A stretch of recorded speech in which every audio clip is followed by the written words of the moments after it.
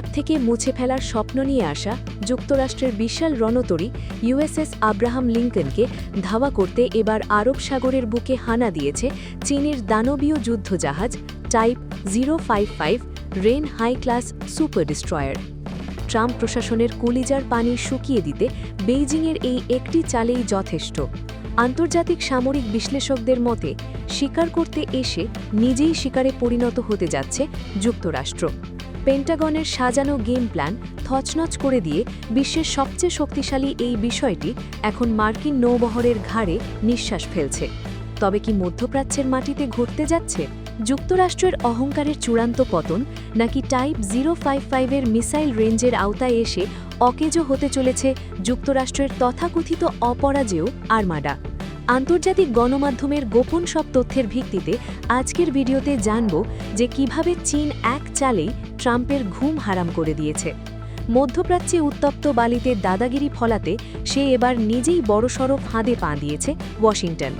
বিশ্ব রাজনীতির দাবা বোর্ডে ডোনাল্ড ট্রাম্প ভেবেছিলেন তিনি একাই খেলবেন আর বাকিরা কেবল দর্শক হয়ে থাকবেন। ইরানের উপর চাপ প্রয়োগ করতে এবং তেহরানকে নতজানু করার কুমতলব নিয়ে যুক্তরাষ্ট্র তাদের বিশাল নৌবহর বা আর্মাডা পাঠিয়েছিল মধ্যপ্রাচ্যের উপকূলে। পেন্টাগনে বাঘা বাঘা জেনারেলদের ধারণা ছিল তাদের এই বিশাল USS Abraham Lincoln carrier strike group দেখে ইরান ভয়ে কুঁকড়ে যাবে এবং আপসের জন্য সাদা পতাকা ওড়াবে।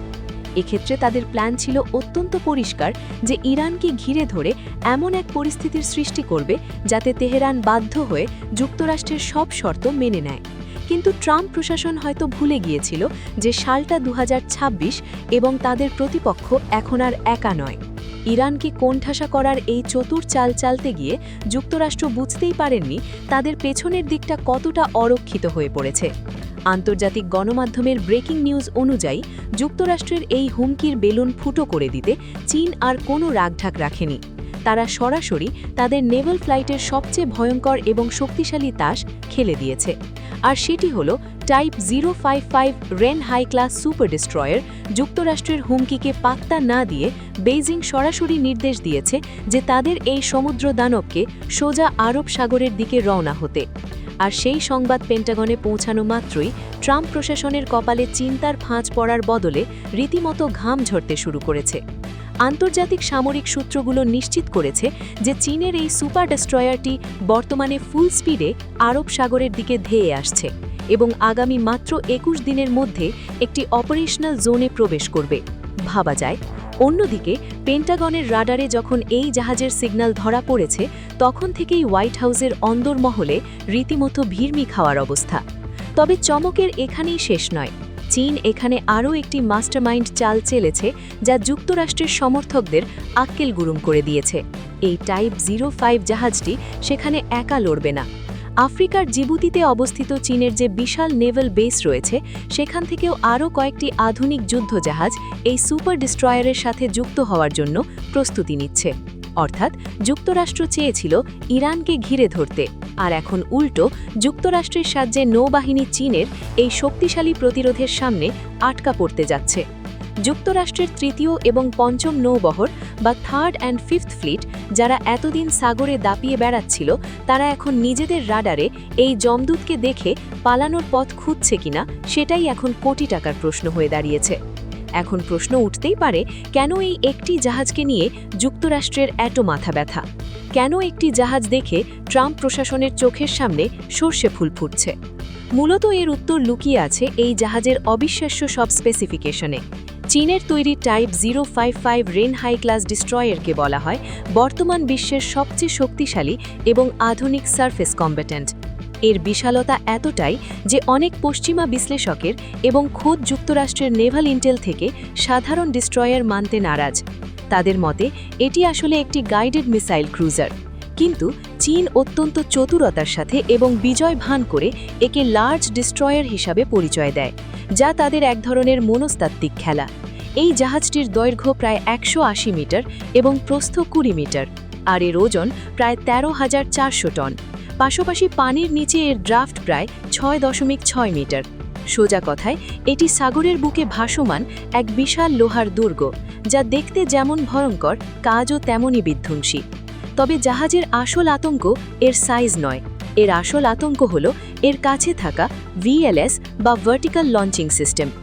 আন্তর্জাতিক সামরিক জার্নালগুলোর তথ্য মতে এই জাহাজে বিশ্বের অন্যতম শক্তিশালী ভিএলএস লঞ্চিং সিস্টেম ইনস্টল করা আছে। এর সামনের দিকে রয়েছে ৬৪টি লঞ্চিং সেল এবং পেছনের দিকে রয়েছে ৪৮টি, অর্থাৎ মোট ১১২টি ভিএলএস। এক কথায় বলতে গেলে এই ১১২টি সেল মানে হল ১১২টি নিশ্চিত ধ্বংসের পরোয়ানা। এই লঞ্চেরগুলি থেকে চীন যে কোনো মুহূর্তে যে কোনো দিকে মিসাইল ছুটতে পারে।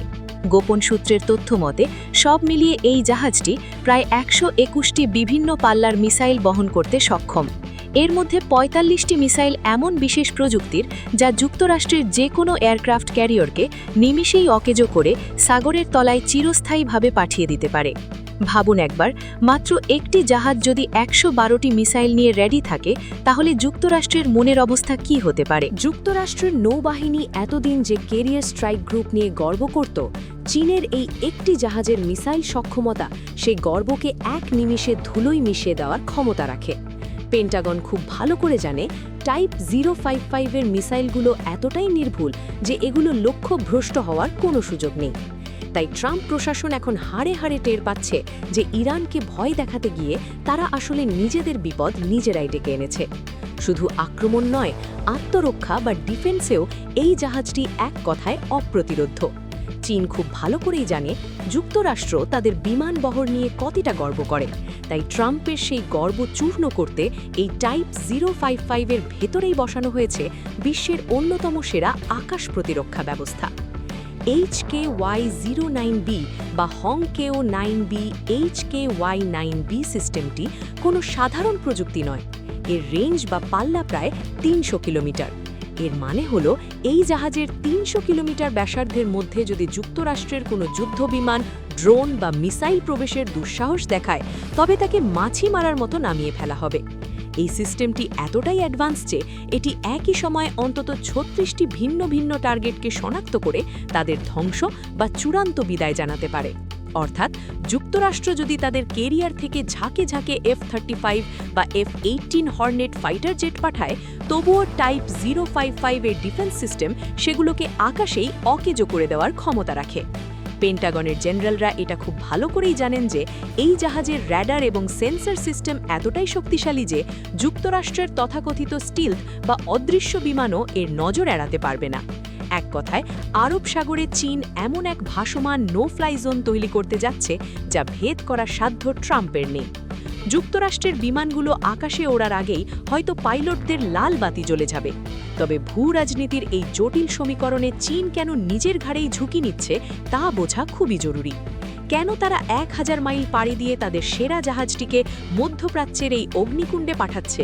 এর উত্তর হলো চীন এখানে একটি অত্যন্ত চতুর এবং সুদূরপ্রসারী চাল চেলেছে, যা আন্তর্জাতিক বিশ্লেষকরা চেইন রিঅ্যাকশন থিওরি দিয়ে ব্যাখ্যা করছেন। ইরান হল চীনের অন্যতম গুরুত্বপূর্ণ কৌশলগত মিত্র এবং জ্বালানি সরবরাহকারী। বেইজিং খুব ভালো করে জানে ইরান যদি যুক্তরাষ্ট্রের চাপে ভেঙে পড়ে, তবে এর পরবর্তী ধাক্কাটা সরাসরি চীনের ওপরে আসবে। তাই মিত্রকে রক্ষা করা মানে আসলে নিজেকে রক্ষা করা। চীনের সহজ সমীকরণটি কষে ফেলেছে, যা বুঝতে ট্রাম্প প্রশাসনের অনেক দেরি হয়ে গেছে। এখানে যুক্তরাষ্ট্রের আক্কেল গুরুম হওয়ার মতো আরেকটি বিষয় হলো তাদের নগ্ন দ্বিমুখী নীতি। যুক্তরাষ্ট্র যখন তাদের মিত্র ইসরায়েলকে রক্ষা করার জন্য ভূমধ্যসাগরে বা লোহিত সাগরে একের পর এক রণতরী পাঠায়, তখন তারা সেটাকে বলে শান্তি রক্ষা। কিন্তু চীন যখন তাদের মিত্র ইরানকে সাপোর্ট দেওয়ার জন্য টাইপ 055 পাঠাচ্ছে, তখন ওয়াশিংটন চিৎকার করে বলছে চীন নাকি উত্তেজনা বাড়াচ্ছে। তাদের এই গলাবাজি এখন বিশ্ববাসীর কাছে হাসির খোরাক হয়েছে। আন্তর্জাতিক সংবাদ মাধ্যমে চীনের এই পদক্ষেপ নিয়ে ঝড় উঠলেও বেইজিং কিন্তু মুখে কুলো পেটে বসে আছে। অফিসিয়ালি তারা বলছে এটি তাদের নতুন জাহাজের একটি রুটিন পেট্রোল বা সি ট্রায়াল, অর্থাৎ সমুদ্র মহড়া। তারা বিশ্বকে বোঝাচ্ছে আমরা তো কেবল আমাদের নতুন জাহাজের ইঞ্জিন টেস্ট করছি, সাগরে একটু হাওয়া খেতে এসেছি। কিন্তু এই হাওয়া খেতে আসা জাহাজটি যে আসলে যুক্তরাষ্ট্রের USS আব্রাহাম লিঙ্কনের ঘাড়ে নিঃশ্বাস ফেলার জন্য পাঠানো হয়েছে, তা বোঝার জন্য কাউকে মহাকাশ বিজ্ঞানী হতে হয় না। চীন খুব ঠান্ডা মাথায় যুক্তরাষ্ট্রকে বুঝিয়ে দিচ্ছে যে তোমরা যদি ইসরায়েলের জন্য জান দিতে পারো, তবে আমরাও ইরানের জন্য আমাদের সেরা দাবারগুটি চালাতে পারি। তাই ট্রাম্পের হুঙ্কার এখন চীনের এই নীরব কিন্তু মারাত্মক অ্যাকশনের সামনে অনেকটাই ফিকে হয়ে গেছে। যুক্তরাষ্ট্রের পঞ্চম এবং তৃতীয় নৌবহর যারা এতদিন ভাবছিল সাগরের রাজা, তা এখন দেখছে আসল ওস্তাদ মাঠে নেমে পড়েছে। চীনের এই কৌশলগত লুকোচুরি পেন্টাগনের পরিকল্পনাকারীদের রাতের ঘুম হারাম করে দিয়েছে। তারা বুঝতে পারছে না চীনের এই জাহাজটি আসলে কখন, কোথায় এবং কিভাবে মুভ করবে। এই অনিশ্চয়তা যুক্তরাষ্ট্রের জন্য সবচেয়ে বড় ভয়ের কারণ হয়ে দাঁড়িয়েছে। পরিস্থিতি এখন এমন এক পর্যায়ে পৌঁছেছে যে ট্রাম্পের সামনে এখন শাখের করাত। যুক্তরাষ্ট্র যদি এখন ইরানের উপর হামলা চালানোর দুঃসাহস দেখায়, তবে তাদের সাথে নৌবহরকে চীনের এই টাইপ 055 এবং এর সাথে থাকা HKY-09B মিসাইল সিস্টেমের মুখোমুখি হতে হবে।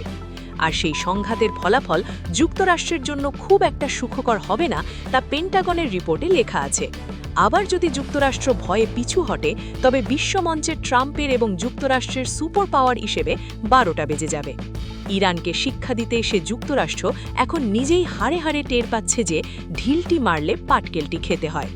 টাইপ 055-এর হাইপার ক্লাস্টার যখন আগামী 48 ঘন্টার মধ্যে আরব সাগরের নীল জলরাশি চিরে নিজের অবস্থান পাকাপোক্ত করবে, তখন থেকেই শুরু হবে আসল স্নায়ুযুদ্ধ।